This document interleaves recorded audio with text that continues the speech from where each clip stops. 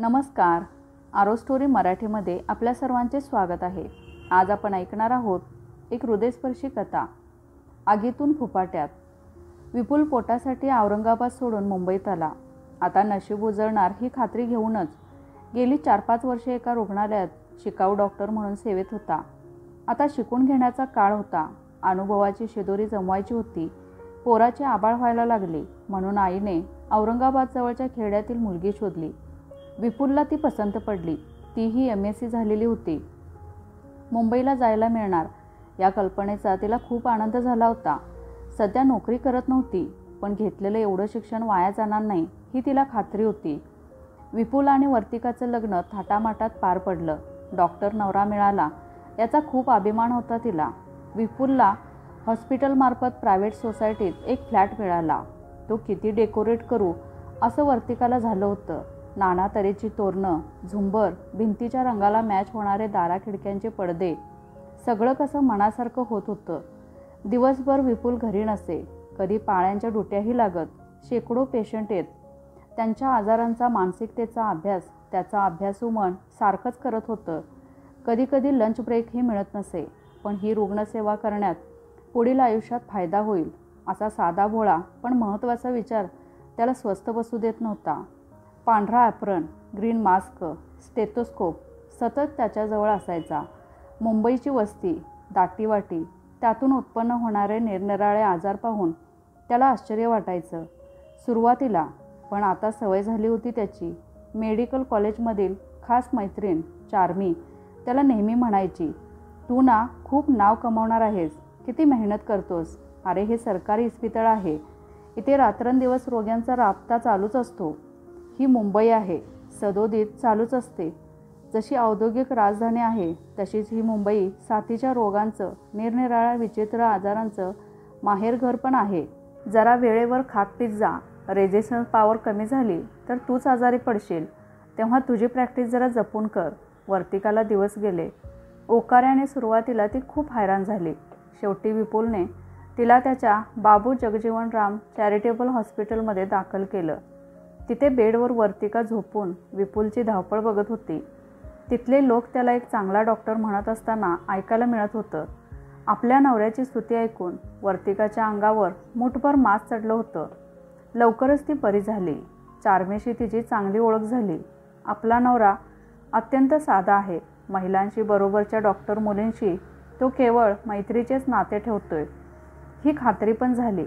वर्तिका औरंगाबादला बाळंतपणासाठी गेली.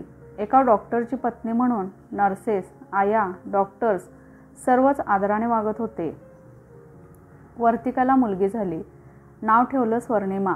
स्वर्णिमा 6 महिन्याची झाल्यावर मुंबईला परत आली. आता सारा दिवस स्वर्णिमाच्या संगोपनातच जात होता.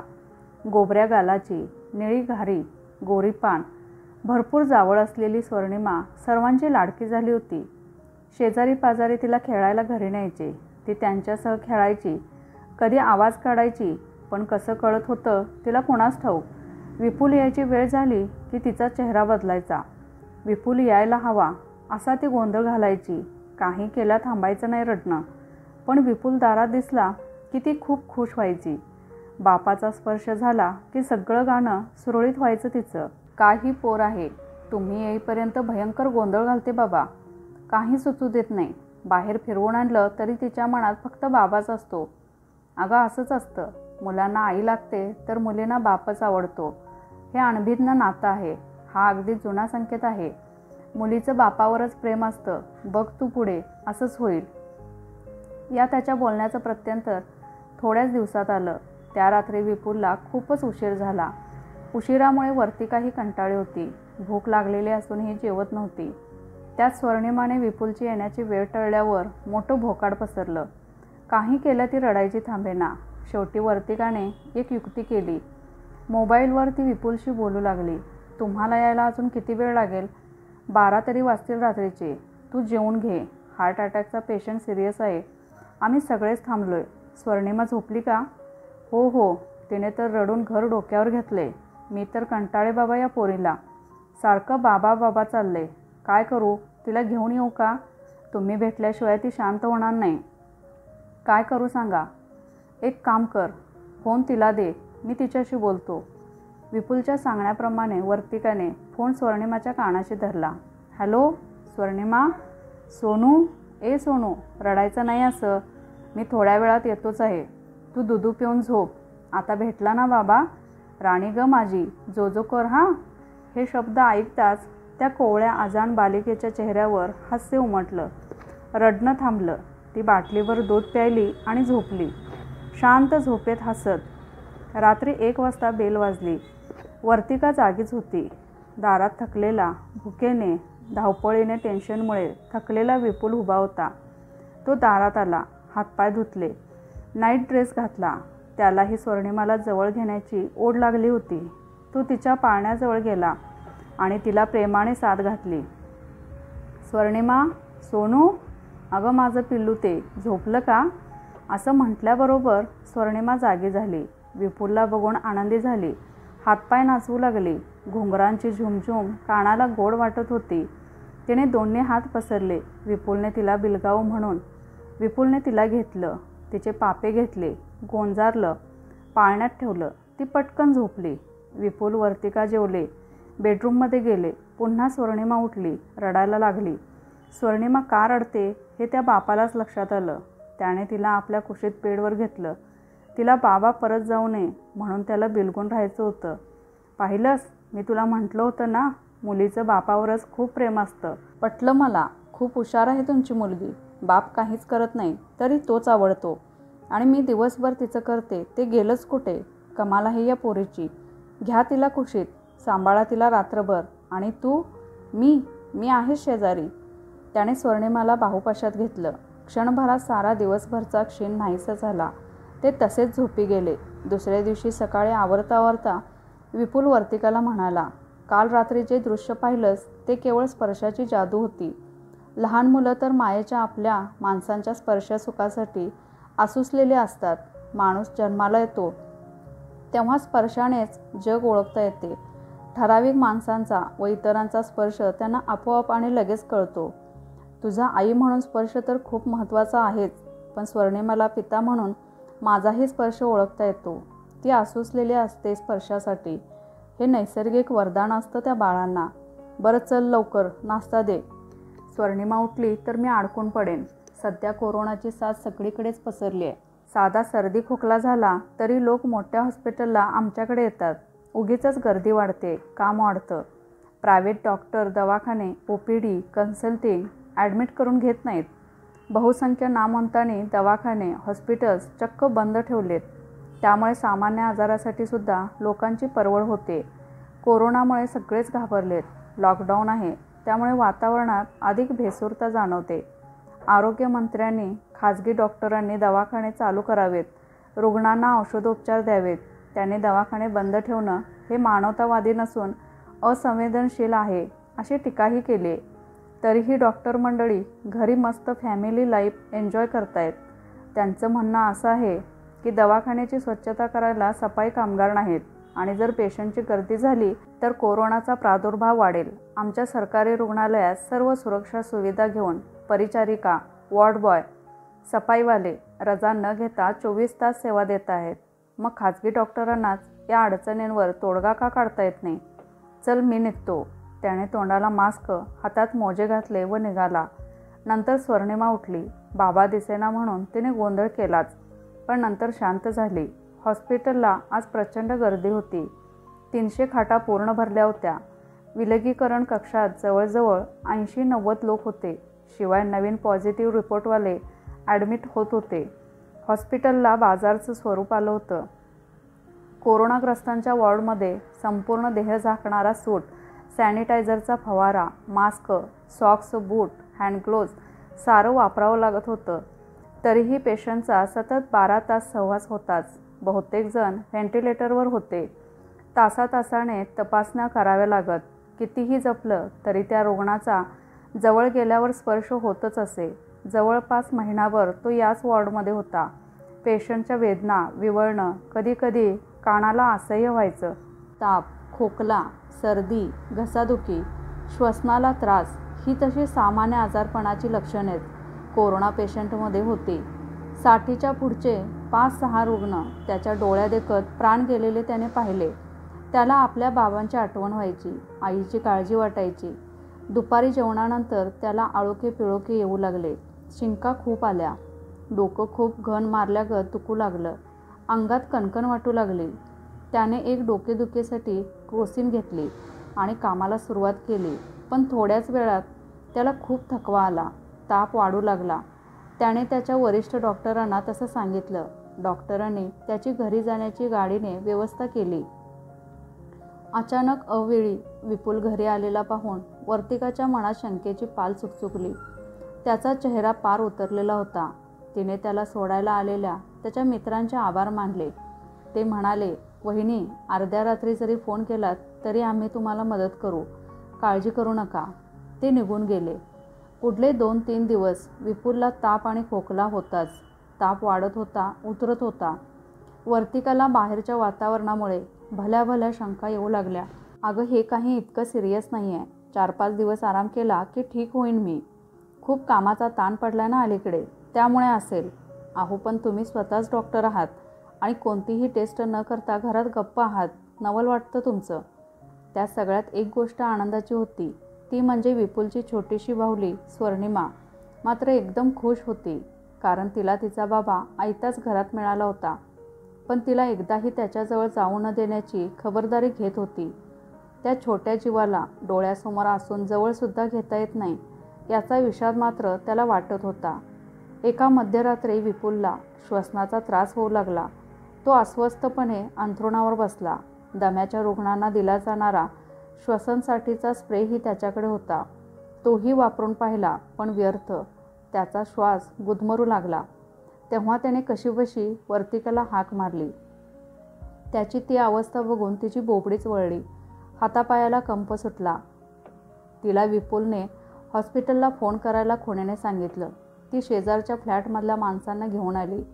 एकाने फोन केला. ॲम्ब्युलन्स आली. विपुलला ताबडतोब ICUमध्ये व्हेंटिलेटरवर ठेवण्यात आलं. त्याच्या घशातून रक्त घेण्यात आलं. नाकपुड्यातून रक्त घेण्यात आलं. काही इंजेक्शन देण्यात आली. एकूण विपुल गंभीर अवस्थेत होता. वर्तिकाला त्याच्यापासून दूर बाहेर जा सांगण्यात आलं. जन्म आणि मृत्यूचा झगडा चालू होता. पण विपुलने अनेक पेशंट पाहिल्याने तो खंबीर होता. त्यातच एका सकाळी एका परिचारिकेचा त्याच वॉर्डमध्ये मृत्यू झाला. सर्वच पेशंट घाबरले. उद्या आपला नंबर नाही ना. रक्त चाचण्या पॉझिटिव्ह आल्या. विपुलला कोरोनाची लागण झाल्याचे निष्पन्न झाले. वर्तिकाला घरीच विलगीकरणात राहायला सांगितले. आता प्रश्न होता स्वर्णिमाला सांभाळण्याचा. तिने आईवडिलांना बोलावून घेतलं. पण बस, रेल्वे, खाजगी वाहन सर्व बंद होतं. येणार कसे? वर्तिकाने फोन करून ज्या शेजाऱ्यांना बोलावलं त्यांची पण तपासणी करून प्रत्येकाला विलगीकरणाची सक्ती केली. सारी सोसायटीत सीलबंद झाली. दूध, भाजीवाला, फळं, औषधं, बँक व्यवहार सारंच बंद झालं. त्यांच्यासाठी वॉचमनकडून सर्वजण सोय लावत होते. पोलिसांना तोंड देत देत वर्तिकाचे आईवडील आले. वर्तिकाने हॉस्पिटलला फोन केला व अडचण सांगितली. हॉस्पिटलने एक कार पाठवली. त्यातून आईवडील स्वर्णिमाला घेऊन गेले. नवरा दूर, मुलगी विलग. एरवीचा एकटेपणा वेगळा, तो सहज पार करता येतो. पण हा दुरावा एकटेपणा तिला असह्य होत होता. तर विपुलही कुटुंबापासून वंचित अवस्थेत निराश, उदास झाला होता. या आजारात मनशक्ती क्षीण होते हे त्याला माहिती होतं. कोणीही रुग्णाशी संवाद साधू नये म्हणून मोबाईल जॅमर लावलेत हे त्याला ठाऊक होतं. त्यामुळे वर्तिकाची काय अवस्था असेल, स्वर्णिमा कशी आहे हे काहीच कळू शकत नव्हतं. वर्तिका मात्र विपुलच्या प्राणघातक कोरोनामुळे हवालदिल झाली होती. त्या TV वरच्या बातम्या काळजाचं पाणी करत होत्या. अमेरिकेत 2 लाख कोरोनाबाधित, 1792 जणांचा मृत्यू, स्पेनमध्ये 5 लाख मृत्यू, इटलीत 7 लाख मेले. प्रेत पुरण्यासाठी जागाही नाही. महाराष्ट्रात परदेशी न गेलेल्या लोकांनाही कोरोनाची लक्षणे. मुख्यमंत्री निधीत 197 कोटींची आर्थिक मदत जमा. केरळमध्ये 32 वर्षीय डॉक्टरचा कोरोनामुळे मृत्यू. 8-10 वर्षाच्या आतील मुले कोरोनाच्या प्रादुर्भावाने रुग्णालयात. केएममध्ये नर्सेस व डॉक्टरांनाही कोरोनाची बाधा. हृदयाचे ठोके चुकवणाऱ्या या न्यूज ऐकून ती अधिकच चिंतेत पडायची. उद्या विपुलला असं काही झालं तर स्वर्णिमाला बाबा कसे दाखवायचे? आपल्याला कोण आधार देईल? एवढं मोठं आयुष्य कसं कोणाच्या आधारावर जगायचं? विपुल बरे होतील ना? कधी? त्यांना साधं बघता येत नाही आहे, मग भेटणं तर दूरच. तिला देवघरातल्या मूर्तीचा राग आला. तिने एका डब्यात देव भरून आडगळीत तो डबा फेकून दिला. माणूसच माणसाला तारतो आणि मारतो, मग देव काय करतो? आजचं विज्ञान, सध्याचे लॉकडाऊन, डिस्टन्सिंग हे उपाय जर हा रोग घालवणार असतील तर देवाची प्रार्थना कशाला? माणसातली माणुसकी, स्वच्छ शुद्ध मन आणि विचार, परोपकारी स्वभाव हे गुणच देव आहेत. दगडाचा पितळेचा देव काय करतो? खोटं आहे सारं. मनाची अशी धारणा अशा वेळी होतेच. एकटीच विचार करत बसायची. 7व्या दिवशी फोन आला. विपुलचे सर्व रिपोर्ट्स निगेटिव्ह आलेत. तरीही त्याला आणखी 2 दिवस निरीक्षणाखाली विलग कक्षात ठेवलं. आता आणखी 15 दिवस असंच विलग राहायचं होतं. विपुल आणि वर्तिका वेगवेगळ्या खोल्यात राहत होते, पण स्वर्णिमा इथे नसल्याने दोघेही बेचैन होते. त्या सासू सासरे रोज वर्तिकाला फोन करून जावयाची चौकशी करायचे. स्वर्णिमा आता सारखी तुमची आठवण काढून रडतेय. तिला इथे राहायचं नाही आहे. जिथे असाल तिथेच थांबा असे आदेश आहेत. आम्ही पण घर सोडू शकत नाही. काय करू तुम्हीच ठरवा, असं निर्वाणीचं बोलत होते. आता खूप मोठा पेच पडला होता. तिकडे विपुलचे आईवडील त्रासले होते. ते इकडे येऊ शकत नव्हते, तर इकडे हे दोघे क्वारंटाईनमध्ये होते. यातून काय मार्ग काढायचा? स्वर्णिमाला तर आई बाबा हवे होते. इकडे आड तिकडे विहीर असं झालं होतं. एवढ्या भीषण वातावरणात नियमांचं उल्लंघन तरी कसं करायचं? पण तो कोवळा जीव, त्याचा तरी काय दोष? त्याला आपले आईबाप भेटावे ही त्याची अपेक्षाही चुकीची आहे का?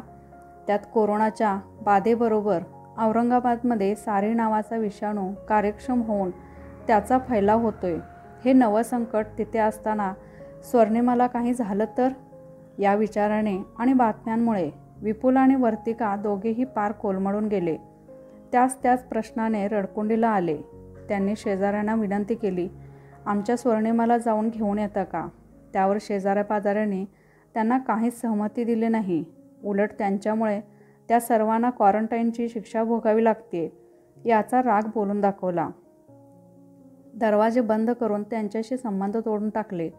अशा प्रसंगी मानवता दाखवणारा कोणी पुढे आला असता तर हा प्रश्न सुटला असता. पण समाज पाषाण हृदयी झाल्याचा मन हेलावून टाकणारा वाईट अनुभव दोघांना आला आणि निगृहीतेची चिडही आली. शेवटी नाईलाजाने ते दोघंही डीन मॅडमकडे गेले. त्यांना बघून डॉक्टर आनंदित झाल्या. या डॉक्टर विपुल, काय कशी आहे तब्येत? मॅडम, सर्वांच्या सहकार्याने आणि तुमच्या आशीर्वादाने सगळं व्यवस्थित आहे. पण एक अडचण आहे मॅडम. काय हो, काय झालं? अशी काय समस्या आहे की तुम्ही माझ्यापर्यंत आलात? मॅडम, तुम्हाला काय सांगू? मग आता आलात कशाला? मॅडम हसत बोलल्या. मॅडम, प्रॉब्लेम असा आहे की आमची मुलगी स्वर्णिमा, मी जेव्हा कोरोनाबाधित झालो तेव्हा माझे सासू सासरे तिला गोड बोलून आमच्यापासून सुरक्षिततेसाठी औरंगाबादजवळ माझं गाव आहे तिथे घेऊन गेले. आता बरेच दिवस झाले ती आता राहत नाही आहे. सारखी आमची आठवण काढते. दिवस रात्र तिने त्यांना हैराण केले. तिचा एकच ध्यास आई बाबा पाहिजेत. मुंबईला चला. तिने ताप काढलाय. किती वर्षांची आहे? 4 वर्षांची. पहिल्यांदाच आमच्यापासून अलग झाली. मग तुमचं म्हणणं काय आहे? तिला आणायला जाऊ का? लगेच परत येतो. मॅडम हे ऐकून संतापल्या. त्याने बेल दाबली. विपुल, तुम्ही हा प्रश्न विचारताय? कमाल आहे तुमची. डॉक्टर आहात ना? डॉक्टरचं मन दगडासारखं असलं पाहिजे. तुम्ही जीवघेण्या आजारातून बाहेर पडलात. बाहेर काय चाललंय? आजचा आकडा 1264 आहे बाधितांचा. 90 मृत्यू झालेत. मुख्यमंत्री, पंतप्रधान, पोलीस घसाफोड करत आहेत. संयम भाषेत जनतेच्या कानी कपाळी ओरडत आहेत, घराबाहेर पडू नका. आपण सारेच जनतेसाठी प्राणांची बाजी लावून रात्रंदिवस लोकांसाठी झटतोय. 7 आटोक्यात आणण्यासाठी कसोशीने लढा देतोय कोरोनाविरुद्ध. आणि तुम्ही माझ्याकडे एवढ्या लांबच्या प्रवासासाठी परवानगी मागताय? वर्तिकाच्या डोळ्यातून अश्रुधारा वाहू लागल्या. त्या पाहून डीनबाईंचा रागाचा पारा उतरला. नाही मॅडम, सर्वांनी असहकार पुकारलाय. कोणीही आम्हाला घरात घेत नाही. बोलत नाही, दारसुद्धा उघडत नाही. अरे अशा वेळी तर सहकार्य करायलाच हवं लोकांनी. नाही मॅडम, समाजाचं चित्र वेगळंच आहे. आम्ही जणू गुन्हेगारच आहोत असं समजत आहेत शेजारी, मित्र, नातलग. उलट पोलिसांनाच मारहाण करतायत. तरुण मुलं पण गाड्या उडवतायत. परिस्थितीचं गांभीर्य या घडीलाही समाजाला नाही आहे. आम्ही इथे आहोत, पण आमचे जीव स्वर्णिमाच्या आठवणीने माशासारखे तडफडत आहेत. त्यात तिकडे सारीने थैमान घातले. तुम्हाला ठाऊकच आहे, उद्या माझ्या स्वर्णिमाला काही झालं तर. वर्तिकाला पुढे बोलवेना. ती हमसाहमशी रडू लागली. मुली रडू नकोस, मीही आई आहे. आईच्या भावना मलाही समजतात. आपण काहीतरी मार्ग काढू. जा तुम्ही दोघं. मानसिक क्लेश करून घेऊ नका. मी बघते काय करायचं. डॉक्टर हसल्या. त्यांचं हसू सकारात्मक, मातृत्वाची कदर करणारं होतं. एका ताटातुटीला भेटीचा आनंद देण्याचा त्यांचा प्रयत्न सुरू झाला. हे त्यांच्या चेहऱ्यावर दिसत होतं. एरवी बहुतांशी स्त्री स्त्रीला मारक ठरते, पण इथे एक आई दुसऱ्या आईला पूरक ठरेल असं वाटत होतं. घडणार होतं. लहान मुलांना स्पर्शाची ऊब खूप कळते. आईवडिलांचा स्पर्श हा तर मुलांचं, बालकांचं अनेक आजारावर औषध असतं. अजूनही आपली मुलं मोठी असली तरी मी घरी येताच त्यांना आनंद होतो. आई वडील नसतेच तर तिला त्यांची आठवण येण्याचा प्रश्नच नव्हता. पण ही अवस्था वेगळी आहे. स्पर्शातून शरीरात जैविक बदल होतात. प्रेमळ स्पर्श झाला तर स्वर्णिमा, विपुलची मुलगी, पटकन बरी होईल. ऑक्सिटोसिन या संप्रेरकाने शरीरात उत्पन्न होतात. सकारात्मक बदल घडून येतात.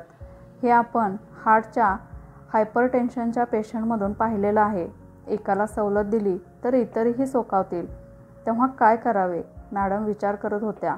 कायद्याचं उल्लंघन की माणुसकीला प्राधान्य? उद्या त्याच्या मुलीचं काही बरं वाईट झालं तर? पत्रकार टपलेलेच आहेत वाभाडे काढायला. आपण माणसांचे डॉक्टर आहोत. त्यात विपुल आत्ताच कोरोनातून सही सलामत सुटलाय. या आजारानंतर रुग्णांची मानसिक दुर्बलता येते असे अभ्यासले जाते. त्याच्या असंतुलनामुळे कदाचित तो आणखी आजारी झाला तर शिंतोडे माझ्यावरच उडतील. या कष्टाने मिळवलेल्या पदावरून पदच्युत करायलासुद्धा शासन कमी करणार नाही. मॅडमने टेबलवरची बेल दाबली. शिपाई आत आला. जी मॅडम. अरे सोपान, मी घरी फोन केलाय.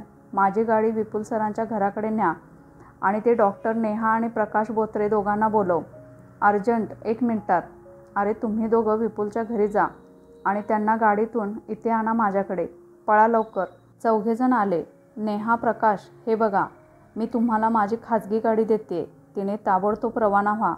मी तुम्हाला तपासून सर्टिफिकेट देते. विपुल, तुझी डिस्चार्ज फाईल बरोबर ठेव. कोणालाही अजिबात सांगायचं नाही. केवळ तुमच्या मुलीसाठी मी सोडते. प्रथम वर्तिकाला तपासलं. अरे विपुल, शी इज प्रेग्नेंट. वा वा, काँग्रेस. शी इज नॉर्मल. हे आपल्या तिघातच ठेवायचं. तिथे वातावरण कसं आहे? एकदम पेसफुल, प्रदूषण रहित. औरंगाबादपासून 30 किलोमीटरवर एक खेडेगाव आहे. तिथलेच आम्ही दोघं. हे बघ विपुल, तब्येत जप. काही त्रास व्हायला लागला तर लगेच परत ये. निघा आता. मॅडमनी PAला बोलवलं. हेल्थ सर्टिफिकेट दिलं. दोघेही अत्यंत आनंदित झाले. थँक्स मॅडम, तुम्ही डॉक्टर नाही, देव माणूस आहात. तुमचे आभार कसे मानावे कळत नाही. ओके, चला निघा लवकर. लेक वाट पाहत असेल. गाडीवर महाराष्ट्र शासन एमर्जन्सी ड्युटी स्टिकर असल्याने कुठेच अडचण आली नाही. रात्री खूप उशिरा विपुल, वर्तिका घरी पोचले. त्यांना अचानक आलेले पाहून वर्तिकाच्या आईवडिलांच्या डोळ्यात अश्रू तरळले. स्वर्णिमा कुठे आहे? झोपली आत्ताच. गोष्ट सांगितली. आई बाबा उद्या येतील अशी समजूत घातली तेव्हा कुठे स्वारी झोपली. सकाळी उठल्या क्षणीच आई दिसल्याबरोबर स्वर्णिमाने तिला मिठी मारली. बाबा पण आले? हो. इतक्यात विपुल समोर आला. तो दिसताच स्वर्णिमा आनंदाने घरभर नाचली. बापाचे पापे घेतले. खूप खुश झाली. आपण कधी जायचं मुंबईला? मला कंटाळा आलाय. हो जायचं. हां, लवकरच. आता आम्ही आलोय ना तुला घ्यायला. आपण पमपममधनं जायचे. तू खिडकीजवळ बस. हां, जावई बापू आल्यासारखे 8-15 दिवस राहा. आम्हालाही बरं वाटेल. नाही हो, आम्ही आमच्या हॉस्पिटलकडून कशी सुटका करून घेतली ते आमचं आम्हालाच ठाऊक. विपुल आणि वर्तिका दोघंही 2 खोल्यात राहत होते. विलगीकरण पाळत होते. गाव खूप सुंदर होता. शांतता होती. स्वच्छता होती, हवामान थंड होतं, समोरच हिरवगार टेकडी होती. गाई बैलांच्या घुंगरू घंटाने मधुर निनाद उमटत होता. हे दृश्य शहरात कुठलं? ज्वारी गव्हाच्या शेतात गोपणीने पाखरं उडवणारा पाहून विपुलला स्वर्णिमा म्हणाली, पाखरांना दाणापाणी नको का? हा दुष्ट आहे माणूस, खडे का मारतो? बिचारी पाखरं मरतील ना. तिच्या त्या बोलण्याने विपुलला हसू आलं. तिचं पक्षीप्रेम किती आहे हे त्याला कळून चुकलं. 2 दिवस मजेत गेले. तिसरा दिवस मात्र पुन्हा अवघड परिस्थितीत उजाडला. सासूबाई आणि वर्तिका दोघींनाही फणफणून ताप भरला. उद्या तर निघायचं होतं. तासातासाने दोघींची परिस्थिती गंभीर झाली. सासूबाईंना श्वसनाचा त्रास सुरू झाला. विपुलने ओळखलं, यांना कोरोना बाधा झाली आहे. कदाचित प्रवासात माझ्याजवळ बसून वर्तिकालाही असावी. त्याने औरंगाबादच्या सरकारी रुग्णालयाला फोन करून ॲम्ब्युलन्स मागवली. दोघींनाही नेऊन दाखल केलं. तिथे दाखल करून घेण्यासाठी खूपच त्रास झाला. शेवटी त्याने CS कडे जाऊन स्वतःचे ओळखपत्र दाखवले. तेव्हा दोघींना ॲडमिट करून घेतलं. ट्रीटमेंट सुरू झाली. आता सासरे अण्णासाहेब, विपुल आणि स्वर्णिमा तिघेच होते. शेजारणीने त्यांना रोज जेवण देण्याची सोय केली. जेवणानंतर विपुल पुन्हा रुग्णालयात गेला. दोघीही व्हेंटिलेटरवर होत्या, झोपल्या होत्या. बाबा, मी आईजवळ झोपणार. स्वर्णिमा हट्ट करू लागली. नको बाळा, आई आणि आजीला बाऊ झालाय, तिच्याजवळ जायचं नाही. या काचेतून दिसते ना आई. चल, मी घरी तुला गोष्ट सांगतो. मग तू जो करशील ना? हो, आजी मला रोज गोष्ट सांगायची. विपुलने स्वर्णिमाला मांडीवर घेतलं. खरं तर ते आरोग्यदृष्ट्या विलगीकरणाच्या विरुद्ध होतं, पण परिस्थिती अशी पेचात टाकण्यासारखी निर्माण झाली होती. पण विपुल मनाने अतिशय खंबीर होता. त्या जोरावर त्याने कोरोनामुक्ती मिळवली होती.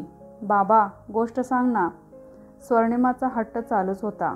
त्याने आज पेपरात वाचलं होतं की पूर्वीही काही संत महात्मे आजाऱ्याला गावाबाहेर राहायला लावून दवापाणी देत होते.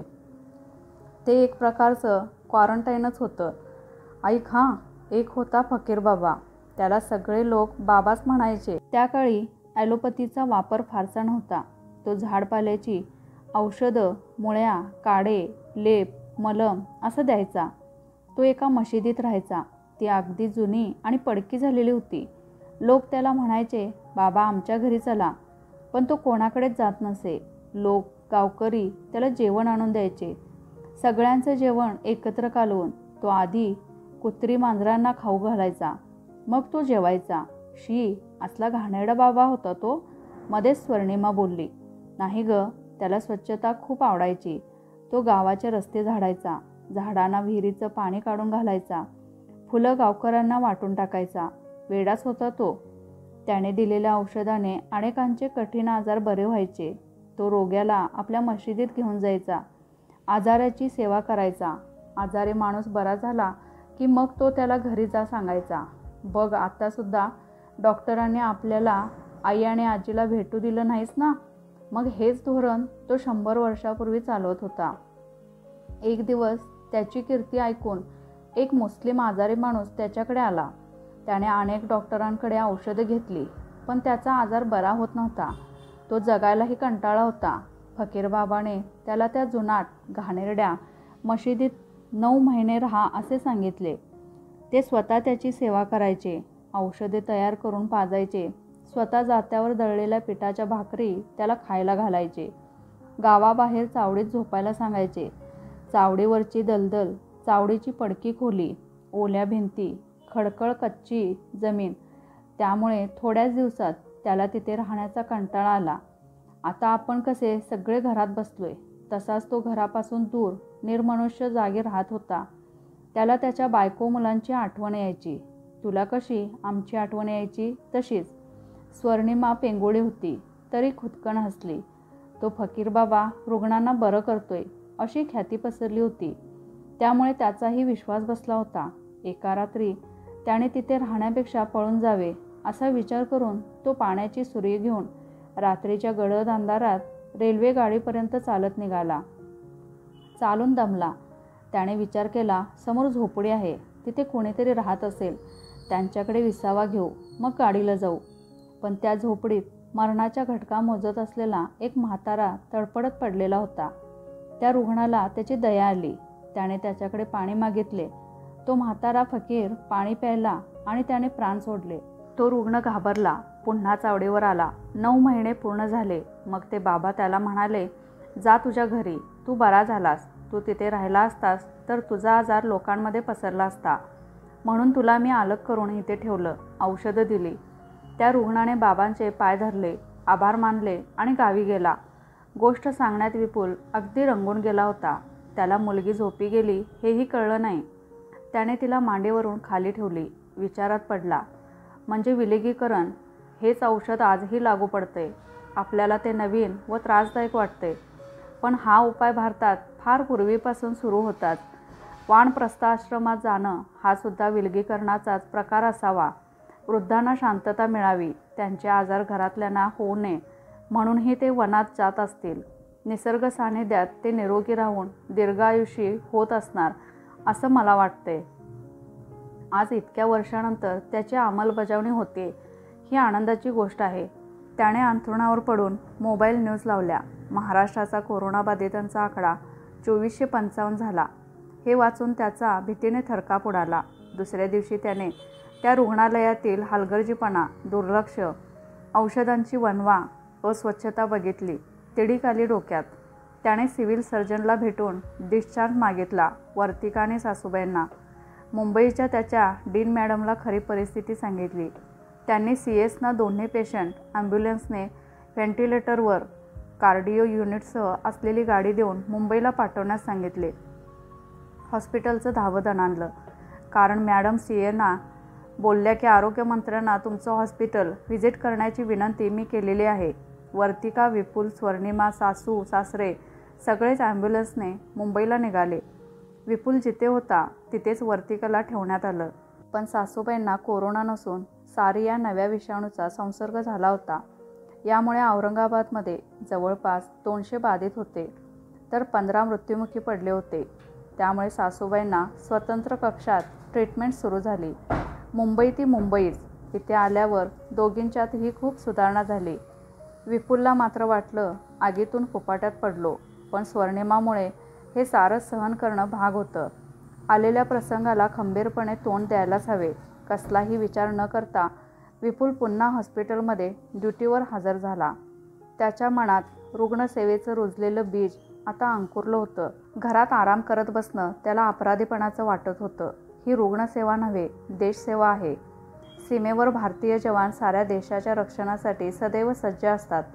हा रोग पण मानवजातीशी रोगाचं युद्ध पुकारलंय. आपण सैनिक आहोत. लोक आपल्या हाती रुग्णांचे देह नव्हे, प्राण सोपवतात. त्या प्राणांचं मोल आपण त्यांना रोगमुक्त करून हसतमुखाने पाठवायला हवं. कौटुंबिक समस्येमुळे स्वर्णिमाला घराजवळच्या एका पाळणा घरात ठेवण्याची विपुलने व्यवस्था केली.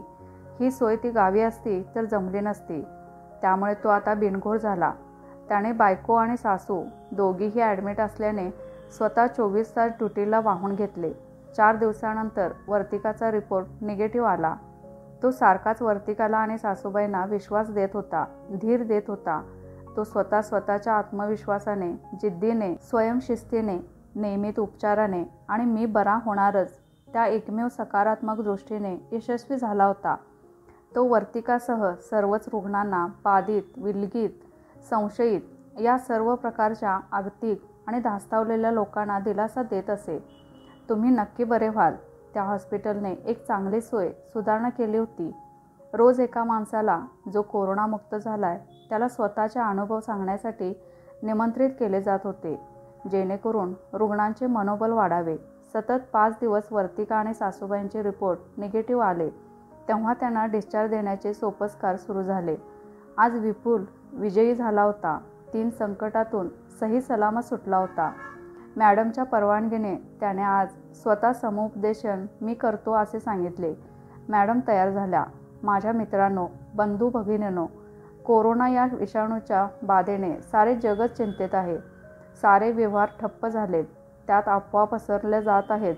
पोलीस, डॉक्टर्स, नर्सेस, आया, ॲम्ब्युलन्स चालक, सफाई कामगार स्वतःच्या अडचणी बाजूला ठेवून, जीव धोक्यात घालून देशसेवेने झपाटून रात्रंदिवस काम करत आहेत. आज महाराष्ट्रात 2111 एवढे बाधित रुग्ण तयार झालेत. त्यातले 1461 रुग्ण पूर्णपणे बरे झाले आहेत. लोकांमध्ये घबराट आहे, पण घाबरण्याचे कारण नाही. शासनाने कोरोनाला अटकाव करण्यासाठी अनेक योजना राबवल्या आहेत. हा संसर्ग रोखण्यासह होणाऱ्या मृत्यूचे प्रमाण कमी कसे करता येईल यावर भर दिला जाणार आहे. पंतप्रधानांच्या आवाहनानुसार शास्त्रज्ञ लवकरच यावर ठोस प्रतिबंध, लस, औषधे शोधून काढतील असा मला विश्वास वाटतो. जे काही मृत्यू झालेत त्यात त्या रुग्णांचे वय 55च्या पुढे आणि मधुमेह, BP, TB, कॅन्सर असे आधीपासूनच आजार अडले होते. एकूण त्यांची प्रतिकारशक्तीच मुळात कमी होती. आपल्याला कोरोना झाला म्हणजे आपण मरणार ही समजूतच चुकीची आहे. मी व माझी बायको आणि सासूबाई तिघेही डॉक्टरांच्या मेहनतीने पूर्ण बरे झालो आहोत. आमच्याकडे बघा. उद्या तुम्हीही नक्की बरे होणार आहात. तेव्हा आत्मविश्वासाने उपचार घ्या. सर्व नेते मंडळी, कलाकार, सरकारी अधिकारी, विख्यात डॉक्टर्स, अभिनय क्षेत्रातले लोक हात जोडून विनवतात. घरात थांबा, सुरक्षित राहा, रोगमुक्त व्हा. तरीही समाज त्यांची आवाहने धुडकावून गर्दी करत आहेत. बिनकामाचे रस्तोरस्ती फिरत आहेत. घोळक्याने गप्पा मारत आहेत. उलट पोलीस, नर्सेस, डॉक्टरांवरचं हल्ले करत आहेत. लॉकडाऊनची अंमलबजावणी यशस्वी करून दाखवा. भारत हा जगातला पहिला देश आहे ज्याने रोगप्रसार रोखण्यासाठी आधीच बंदी घातली. फक्त घरात राहणे एवढे सोपे काम जर कोरोनाच्या राक्षसाला ठार करू शकते, तर आपण आपल्या देशासाठी एवढेही साधे योगदान देऊ शकत नाही का? सारी नावाचा आणखी एक विषाणू सक्रिय झालाय. त्यालाही रोखण्याचा केवळ घरी राहणे हाच सर्वोत्तम उपाय आहे. देशाला वाचवा, तुम्ही जगा, इतरांनाही जगू द्या. मी लढाई जिंकलो, तुम्हीही जिंका. सर्वांना माझ्या शुभेच्छा. भारत कोरोनामुक्त हा धडा पेपरात वाचण्याचा दिवस आता दूर नाही. पण जनतेने शिस्त, संयम, स्वैराचार करू नये. मग ही बातमी लवकरच येईल. लक्षात ठेवा. धन्यवाद. घरात राहा, कोरोनामुक्त व्हा. पुन्हा सांगतो. विपुल, वर्तिका, सासूबाई हसतमुखाने मॅडमचे आभार मानून बाहेर पडले. आता स्वर्णिमा सासऱ्यांच्या ताब्यात गेली. ती चिमुकली चांगली राहिली हेही खूप चांगले झाले. आता वर्तिकाला प्रतीक्षा होती स्वर्णिमाच्या भावाच्या जन्माची. होणारं बाळ निरोगी असावं हीच सर्वांची इच्छा होती. आगीतून सुटलो, फुपाट्यात पडलो, पण वाचलो. विज्ञानाची किमया. विपुल वर्तिकाला सोशल डिस्टन्सिंग पाळत म्हणाला. तीही होकारार्थी हसली. तर मित्रमैत्रिणींनो, आजची कथा कशी वाटली ते कमेंट्सद्वारे नक्की कळवा. कथा आवडल्यास लाईक, शेअर करा. चॅनेलवर नवीन असाल तर चॅनेलला सबस्क्राईब करा. कथा पूर्ण ऐकल्याबद्दल आणि वाचल्याबद्दल धन्यवाद.